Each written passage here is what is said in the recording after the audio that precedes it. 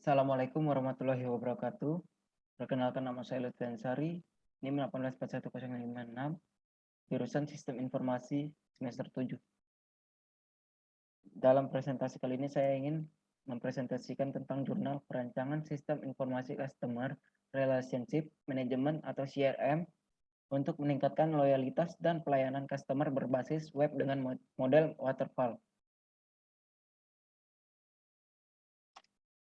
Pendahuluan, CRM diartikan sebagai satu kesatuan penjualan, pemasaran, dan strategi pelayanan yang mencegah terjadinya aktivitas pekerjaan yang tidak terkoordinasi antar bagian dengan baik, dan itu tergantung pada aksi-aksi perusahaan yang terkoordinasi.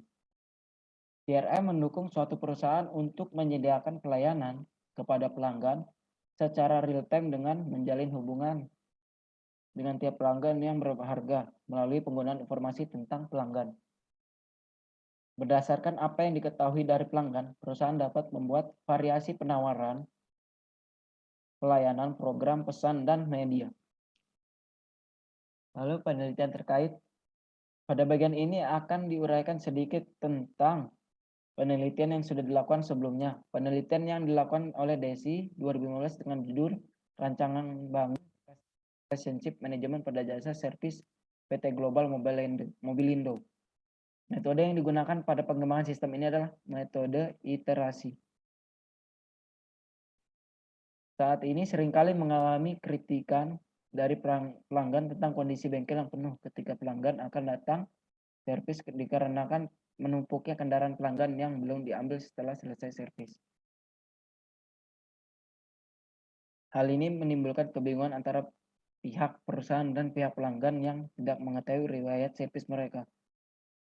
Kesalahan dalam pemberian hadiah servis gratis untuk pelanggan tentu seringkali terjadi. Hal ini mengakibatkan menurunnya minat pelanggan untuk melakukan servis pada bengkel PT Mobilindo, Global Mobilindo.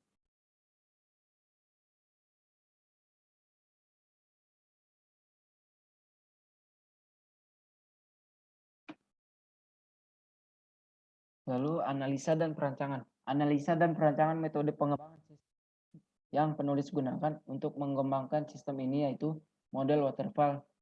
Seperti gambar pertama model waterfall.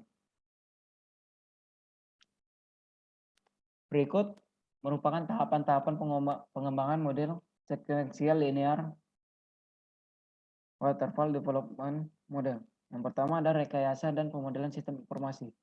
Langkah pertama dimulai dengan membangun keseluruhan elemen sistem dan memilih bagian-bagian mana yang akan dijadikan bahan pengembangan perangkat lunak dengan memperhatikan hubungannya dengan hardware, user, dan database.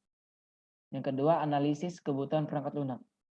Pada proses ini dilakukan penganalisisan dan pengumpulan kebutuhan sistem yang meliputi domain informasi, fungsi yang dibutuhkan untuk kerja atau performansi dan antarmuka. Hasil penganalisaan dan pengumpulan tersebut didokumentasikan dan diperhatikan kembali. Yang ketiga ada desain. Pada proses desain dilakukan penerjemahan syarat kebutuhan sebuah rancangan perangkat lunak yang dapat diperkirakan sebelum dibuatnya proses pengkodean. Yang keempat ada pengkodean. Pengkodean merupakan proses yang menerjemahkan perancangan desain ke bentuk yang dapat dimengerti oleh mesin dengan menggunakan bahasa pemrograman. Yang kelima ada pengujian.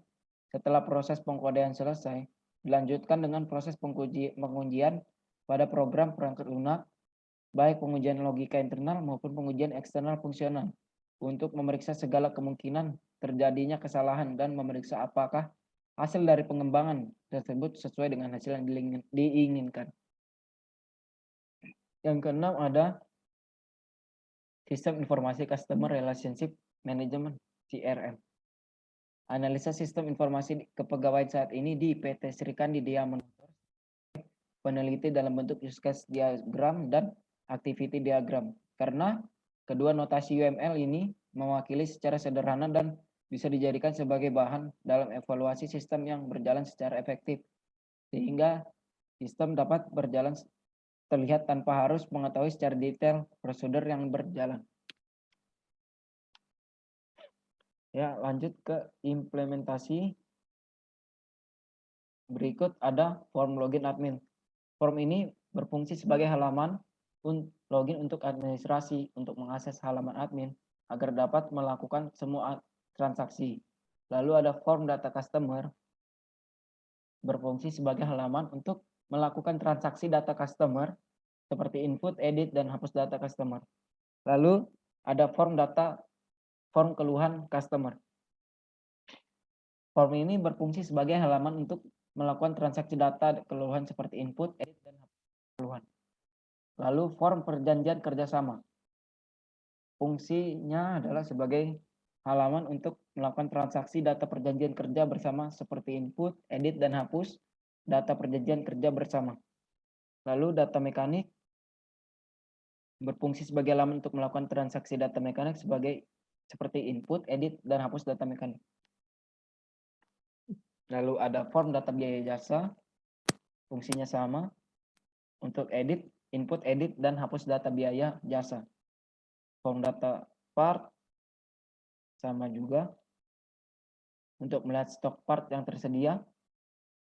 Lalu ada form status data PR, fungsinya untuk melakukan transaksi data PR seperti ajukan per edit, hapus, dan hapus data PR. Lalu ada form data estimasi service